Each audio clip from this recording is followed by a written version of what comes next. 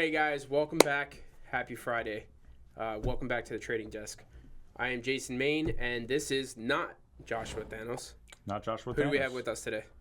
Jon Callahan. So Jon, as you guys I'm sure are aware, just wrapped up Season 2. Yeah, Season 2 of recording for The Classroom, Season 2. Very Just successful. Season 1 did really well. I enjoyed watching it. Josh wasn't here. I thought, who could I bring on the show?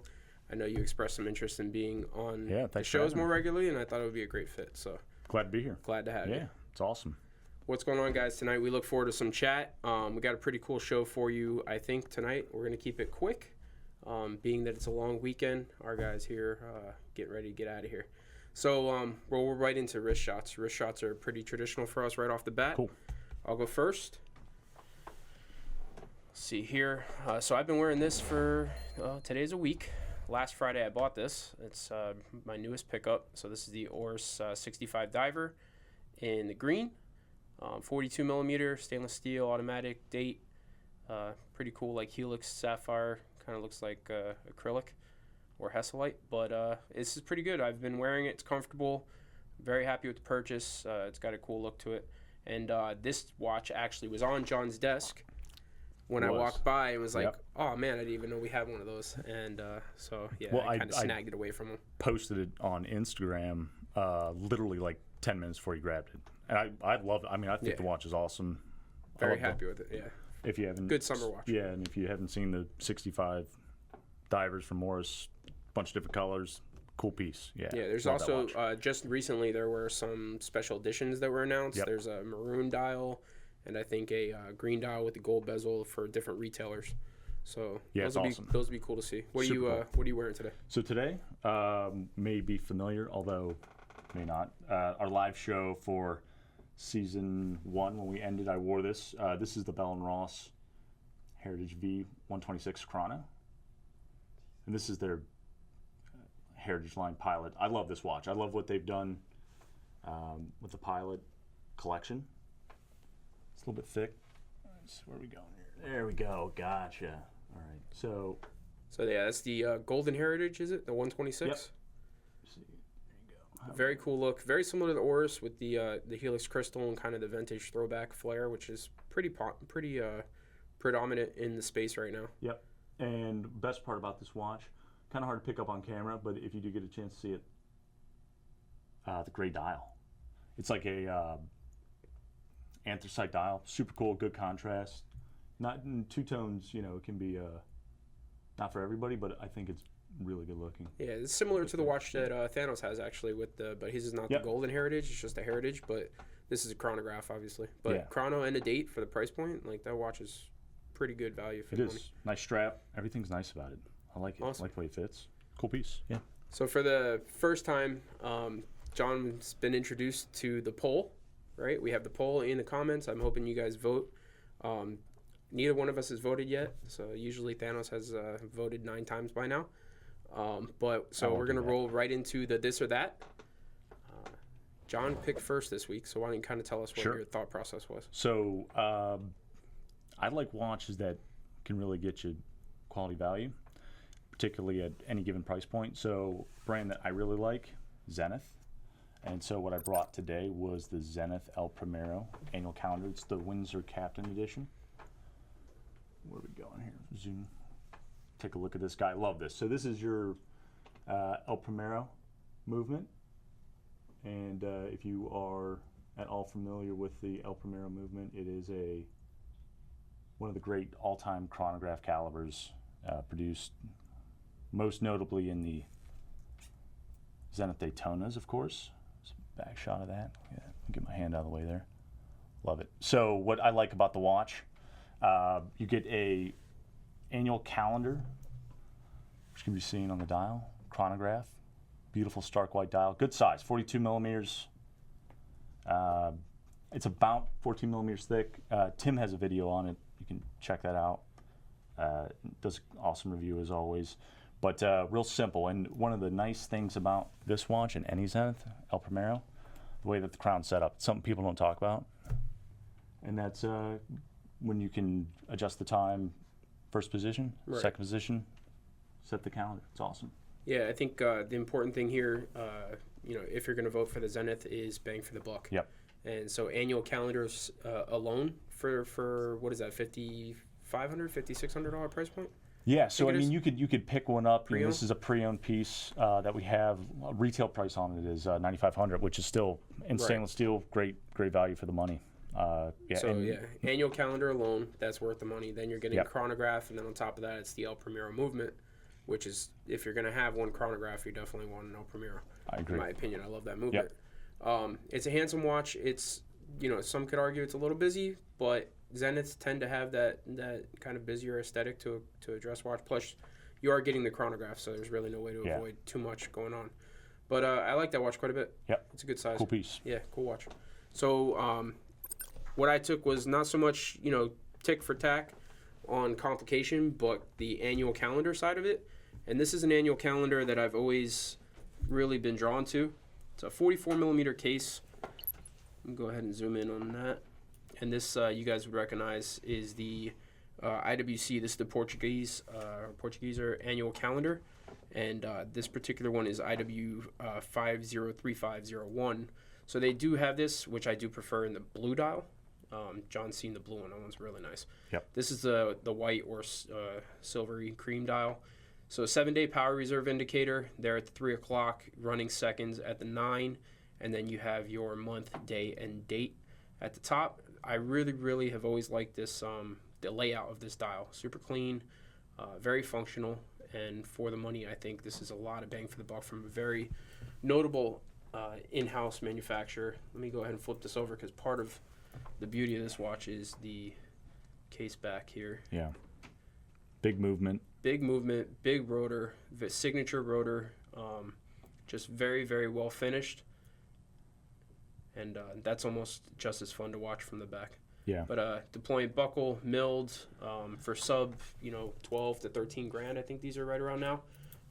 Fantastic watch for the money. Yeah. Obviously, we're not paying retail, but annual calendar, power reserve indicator, 44 millimeter, relatively, I won't say thin watch because it is pretty stout, but for what it is and for it being an IWC, which tend to be thicker anyways, I think it's a very wearable watch. I actually wore that watch for about 3 hours today, and very comfortable. I piggyback on that. Another good value, annual calendar. Yeah. Stainless steel. Power reserve, and it's a sleeper because if you don't know. Yeah, so annual calendar power reserve is not a very common overall complication. You usually don't see the two together. I always recommend that watch to guys that are like Panerai guys. Yeah. Because they're like, I only wear the Panerais, I only wear the 44 millimeter watches, but I need a dress watch. This is perfect because it sits the same way, it wears the same way, but it's elegant at the same time. So if you don't want to go 1940s case just to stay in Panerai, you want to branch out and try something else, highly recommend that. So let us know what you guys think. Obviously with the poll, and can we go ahead and pull up the poll for the first couple results? IWC at 64% for those of you listening on the podcast. John, did you know that we're a podcast now? I now know that we are also a podcast. So we got our first, pretty exciting news actually. We got our first results back. Apparently we're pretty big in Canada. Oh, really? Yeah, so... to our Canadian friends, it was something like most downloaded hobby podcast in Canada. Really? Yeah. That's awesome. To our friends in Canada, thank you for downloading. And we're on iTunes, we're on Google. So yeah, for those of you that can't see the poll, John is losing. I am losing, but I would like to say... Tons of comeback time. In both watches, I would own both. I've got this thing for Zeniths, man. I don't know about you. Me too. You know what? I really like Zenith. I do too. There's probably, and just to be realistic, there's probably 5 or 6 Zeniths that I would pick before that. Yeah. That are on my hit list as is. But it is a handsome pick, and it's kind of cool that it's a Zenith you don't see a lot. I think it's kind of interesting that it reminds me of the Portuguese. Yeah, well, I mean, I like the combination. Again, I go back to the El Primero Movement. Like, if I'm going to get a chronograph or if I'm in the market for a chronograph. But that's, like, what's interesting is when you brought that to me and you were like, this is going to be my pick. Yep. I was, in my head, I'm like, that would be my pick if your pick was like a Portuguese chronograph, just a simple Portuguese. Then I would go get an annual calendar value proposition. Right. But Right. I kind of made that conclusion, but then I was like, I want to do an annual calendar also. So hopefully everybody likes the picks. Yeah. Let us know. Yeah, moving on. Let's see here. We got a bunch of stuff going on in the chat. We see our normal people. And then looks like you guys are getting along just fine without us. JBO Surf. What's going on, man? Eric Nielsen, Matt Forrester's in there. David Dixon. See all you guys just chatting away. And all right. So last week we brought in this new segment. I thought it was kind of cool, pretty well received. It was a lot of fun putting it together. We got this pretty cool new graphic for it. So we'll roll right into that. And that was buy, sell, trade. Right? So we all played this game growing up. It's a different title. It's not exactly very suitable for live YouTube TV. Right. So we all know what that game was. But this one is called buy, sell, trade. Right? So very simple concept. If both of us owned all three of these watches from a trader's perspective, because that's what this show is about, a trader's desk, from our perspective, what makes the most sense of these three watches to buy, sell, and trade based on value retention. So this week we have a couple watches. We're going to start with the buy, right? So the buy for this week is going to be, the theme was gold dress watches, right? Gold dress watches. Kind of, right now I say sell all of them, but no, all joking aside, there's a theme here. So the theme is modern dress watches, gold. Okay. So the first one is going to be actually a watch I sold yesterday. Had a relatively long conversation with a regular client of mine, Dustin, who went ahead and pulled the trigger on this. So this is my buy for this week, and it's a Omega Aqua Terra. Goodbye, Dustin. Yeah, solid buy. Solid buy. John actually came over to my desk yesterday when it was on my desk and was like, "Woo!" That's solid watch. Yep. A lot of gold. Right, and the cool thing is, and I was telling him this too. I took photos, sent it to him. It looks yellow when you try to take photos of it, but it really is this rich, handsome rose gold. But $35,000 retail, right? You can get them 18-ish pre-owned, and like clean, like 2017 or 18s for around 18.5, box papers, everything. And you want to talk about bang for the buck? Solid gold watch. I mean, a lot of gold. And if you ever decide to sell it, you bought it at the right price. So that's right. Feel bad for you if you walked into Omega and they told you no discount and you paid $35,000 for that. But if you're smart and you bought it the right way, I think you got years and years of having that watch for free or for very little loss. So the next watch in this category is going to be the sell version, right? And the sell is going to be the 116509. So white gold Daytona. Specifically, this blue dial version is my favorite iteration of this watch. I just took one of these in, so that we'll have that a little bit later if you guys are interested. Fantastic watch, right? The Daytona arguably, one of the most on fire watches that Rolex has in the lineup right now. We saw the stainless steel push up the market with the ceramic. Then we saw the gold pieces. Then we saw the platinums are up. Anything in Daytona. Anything with a crown on it, really. Yeah, anything with a crown on it. 100%. The Daytona specifically, this is a huge value proposition, which Josh and I talk about a lot. Because if you're going to pay $22,000 for a steel watch, right? Why wouldn't you go pay $27,000, $28,000 for an all white gold? I'm with you, and you can get white gold versions on leather straps if you like leather straps. You can certainly go pick one up for similar money to what steel Daytonas are running for now. And I like the variation you get in the white gold pieces. You know what I mean? Blue dial is the best dial. I second that. This configuration, if you haven't seen it, beautiful blue dial. Yeah, it's a good piece. Really good piece. One of the cool things with the blue dial that I like a lot is it has those red accents. Which kind of set it apart. And then in general, I like either if you're going to go stainless steel, for me, I like the older Daytona, the pre-ceramic, the one just before it. Or I like the white golds because I prefer that bezel to the ceramic. Right. Just personally. I think it's got that harkens back to that vintage Daytona look. Yep.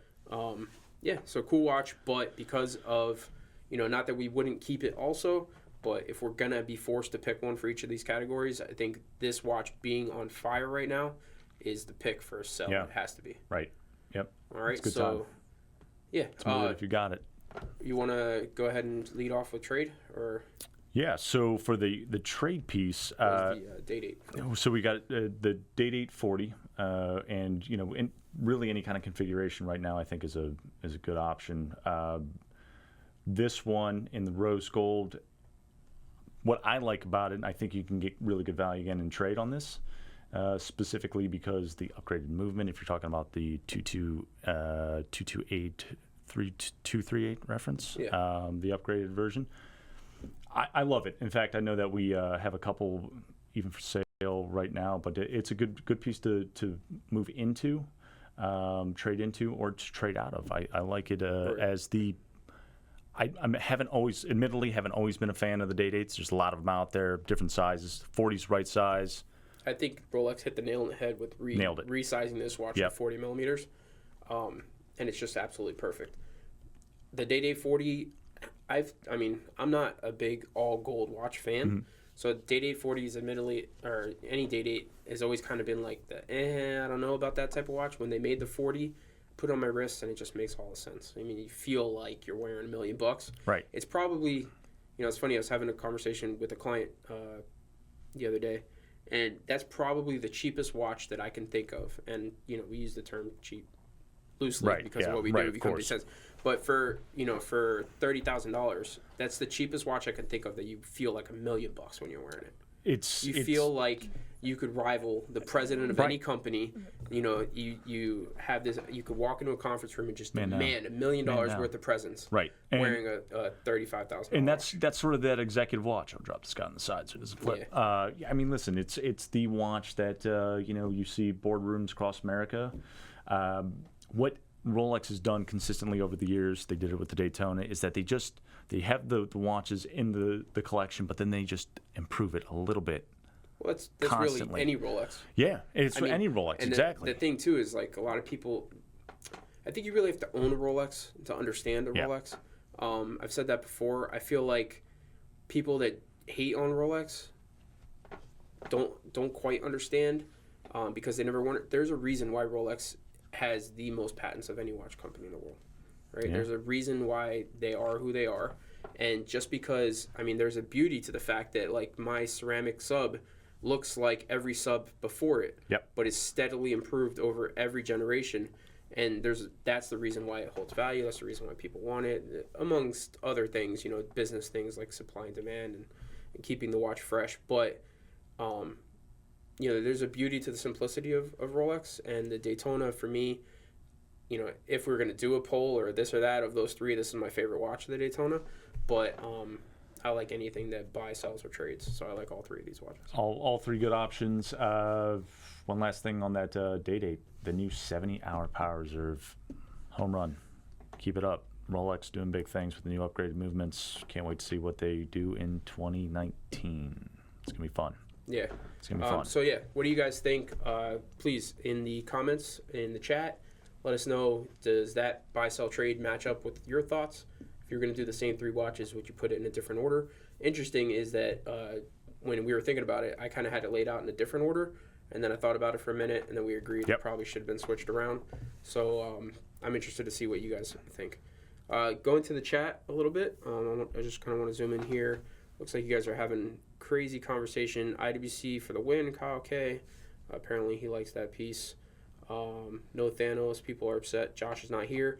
Josh is not upset that he's not here. He's not, and he shouldn't be. I've spoken with him several times today. He's sent me many pictures of palm trees, and he's having the time of his life. I'm not talking to you guys. Right, and just so when JT does watch this, I came here in a white shirt, and it's pouring rain, and it's freezing cold in here, but we're doing it for you. Love you, big guy. Have fun on your vacation. Currently not in a white shirt. Yeah, currently not in a white shirt. Yeah, exactly. And may or may not have lost your phone. May or may not have lost my phone. So I know my cell phone number's up there.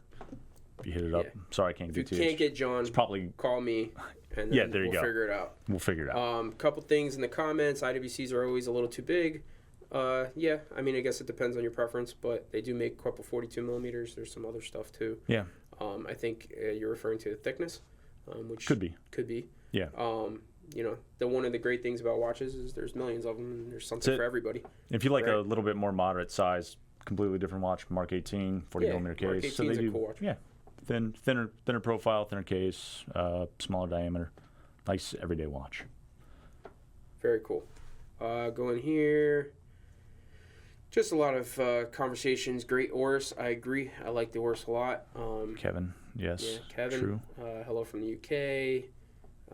Going through. Hello from Philly. RF2 Polar 1650 and the 3186, and I love it. Mike K, I agree. That's a cool watch. I love Explorer 2s.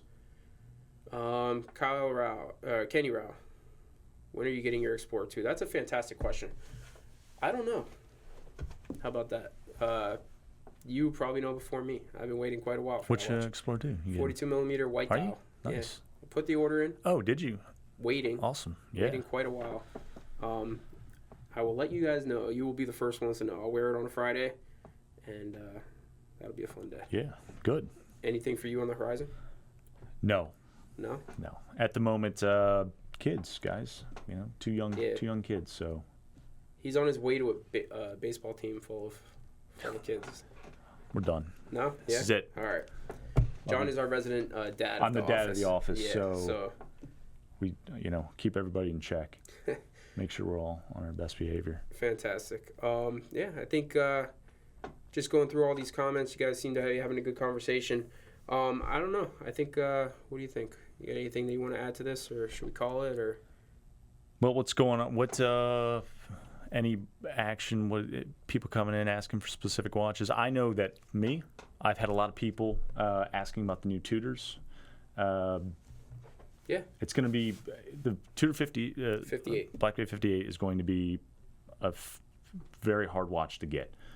I've probably taken a dozen calls in the last week on it alone, and that's not including your our point, own it's true. Yeah. To your point, I sat here with Thanos and about 2 Fridays ago, and said that's the watch that's going to be the next watch that's hard to get. Yep. And it's true. If I get probably 2-3 calls a day asking if it's come out already. My understanding is we received a couple, and they went. There's a list already. They went really quickly, and we don't know when we're going to get the next shipment. Same thing that happened with the Black Bay GMTs, which were pretty sold through pretty quickly, and people are waiting for those as well. That watch is, what's funny is I think Tudor may have had the most impressive release of the 100%. show. I would agree with you 100%. Yeah. I thought they had a awesome while the Black Bay is show, not my ideal color combination, because I have seen a few in person. They kind of missed the blue a little bit. It's very dark. It's way better, and I've said this too. To me, it's better than the Steel Pepsi. It just hit the mark better. I don't really care for the watch. We one of the things that I think is interesting is we're seeing a lot of root beers hit the market. Yeah. The two tones and the full golds. I've been offered a lot of them. They are shipping now. They're delivering. So you're not seeing the steel pieces, but a lot of guys are getting the root beers and for whatever reason trying to get out of them really quickly. And I think the market's moving on that piece. We're seeing, what's another thing? I've been seeing a lot of action on datagraphs still. That watch was hot about a month ago. There was a lot of fluctuation in buying and trading. We talked about that on the show. Still seems to be the case. I'm getting a lot of calls and a lot of people on some Longue. Yeah. So Longue right now is starting to move. Definitely. So I think is good. Harkens to kind of a topic from a last episode or a couple episodes ago about looking for value in other places. Right? Yeah. And we talked about that, and John and I agree in many regards to that, where if your favorite watch brand can't supply what you want, maybe it's time to find a new favorite watch brand. Right. It's great. I can love Bugattis and and Lamborghinis and everything. I can love those cars and see them for what they are and think, maybe I'll never have one, but maybe I will, but I still love them. But what's right for me and what can I go get now? And so maybe it's not worth waiting 9 years on a list for a Daytona. Might not be. So. And with the the Longa collection datagraphs, we have a double split available. You don't see double splits. Yeah, we have some good. We have some of the best. Really good Longa. I did want to clarify. So talking about Longa, I want to clarify from the last episode, because last episode we did a Paddock versus a Longa, and I said something to the effect that there was no paddock, or there was a paddock for every Longue that I preferred.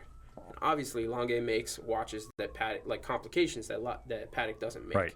Right? They make like the triple split. They make the the Zeit work. They make watches. So I don't want to say take me for what I meant and not what I said, but what I meant was that there's very little instances where I would take a Longue over a paddock, right? There's always going to be a paddock that'll be on my hit list for the price range before the Longue. Interesting. So just for me, and I like the brand. I like Longue. I think they're great watches. They can just kind of come off a little bit cold for me sometimes, and I feel like if I'm spending that kind of money, I want something that's like endearing and something that I like fall in love with. And I've never stared a Longue in the face and said, "Wow, that's fantastic." See, like now, they're just very cold. I know you like the brand a lot. I love the brand. I love the way that they. So let's say, are laid out. All right. So for argument's sake, between you and I, and you're pro Longue and pro paddock, there's, let's say, 5 watches that you can have, right? That are in this price range. You're gonna tell me that like you couldn't fill that up with 5 paddocks? I could, but you know what I like? It's interesting, like Chronos, 5170R versus Datograph. That's tough. If like a Datograph and Rose Gold, I would opt for the Datograph because of the movement. Okay. I love 5170R, by the way. I think it's one of the best underrated Chrono. If you're ever in the market for Chrono, get one. I think I would rather get a 1815 than most Calatravas. That's kind of probably and I think that's really where I would probably lean towards the Longue. The big problem with Longue, they don't have a steel sports watch. They don't have steel anything. And if they did, get on that. Yeah, but, I'm telling that would next level. Nautilus looking or. Hey, listen. I hope they come out with something that's completely of their own. And I would love nothing more to see them like really take that on and succeed, because you really can't. Competition. Yeah, I mean, unless you strive to compete, like you're never going to step up and prove that you are your own presence. But a little clarification. I like Longue a lot. I just don't think I would ever own one before I owned a paddock. That's all I was trying to say. Fair enough. All right, I think that's it for tonight, guys. We're gonna go ahead and kill it. We got a long weekend. We are not in office on Monday, so do not call me. But you could text. Text. Jason, John, Friday. We're going to go ahead and cut it. Happy Labor Day.